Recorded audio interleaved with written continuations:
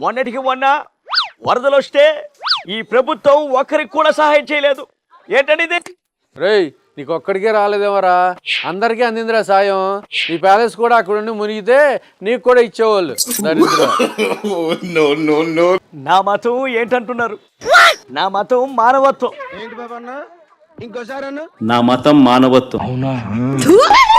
నీ మతం మానవత్వం, నీ గతం బాబాయిని చంపిన క్రూరత్వం, నీ ప్రస్తుతం ఫేక్ ప్రచారం.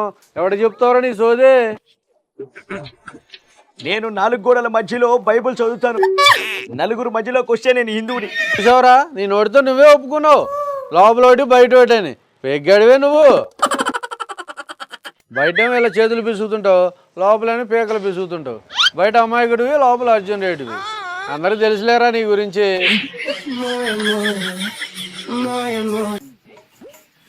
ఏంటి అలా చూస్తున్నావు?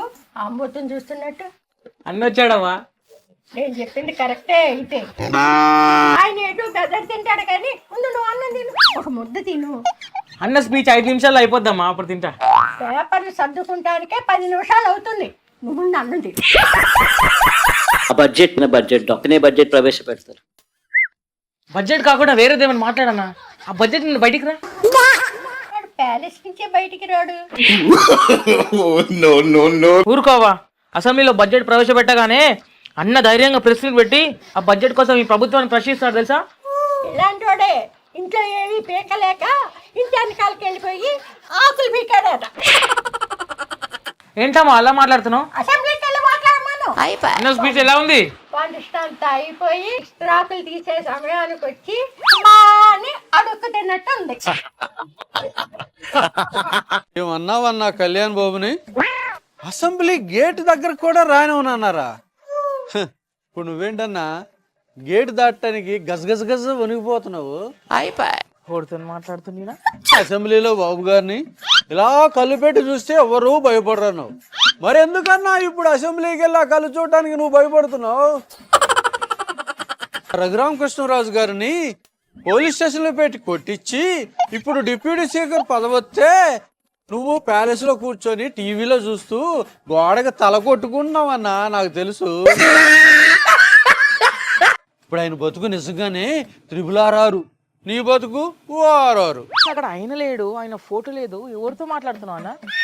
ఆయన 5 సంవత్సరాలు చేసిన రాజకీయాలకి ఆయన ముఖం మనకు చూపించగలడా? మనం ఆయన ముఖం చూడగలమా? అందుకే ఆయన ముఖాన్ని తాకిన రాయిని చూస్తూ ఆయనతో మాట్లాడుతున్నా. లోకేష్ గారు మీకు సారీ, అలాగే పవన్ కళ్యాణ్ గారు సారీ, మీ కుటుంబ సభ్యులకు కూడా సారీ. మీరు కొత్తగా కనపడుతున్నారు, మీరు మారారు. అమ్మాయి ఎప్పుడు చూడలేదు.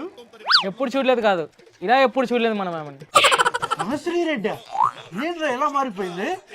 లోకేష్ అన్న అంటుంది, పవన్ కళ్యాణ్ గారు అంటుంది, చంద్రబాబు గారు అంటుంది, గౌరవంగా మాట్లాడుతుంది. అది ఎప్పటి నుంచిరా? గవర్నమెంట్ మారినప్పటి నుంచి. ఇప్పుడు పారిపోయే టైం వచ్చింది, అందుకే మారిపోయింది. సరే చెప్తుంది, క్షమిస్తారంటావా? మన వైసీపీలో ఎవరిని క్షమించినా ఈమెని అన్నని మాత్రం క్షమించరు. ఎందుకురా? ఆయన సైకో, ఈమె సైతాన్. చాలా పెయిన్ గా ఫీల్ అవుతుందిరా పాపం. నీకెక్కడో పెయిన్ వస్తున్నట్టుంది వాడా? ఏదో లేరా, జాలి గుండె. గాలికి పోయే వాళ్ళందరినీ గుండెలో పెట్టుకొని జాలి గుండె అంటూ అలా ఎమోషనల్ గా మాట్లాడుతుంటే నీకేమనిపిస్తుందిరా? రికార్డింగ్ డాన్స్ చేసుకునేది వచ్చి ఎమోషనల్ సీన్స్ రిహార్సల్ చేస్తున్నట్టుంది.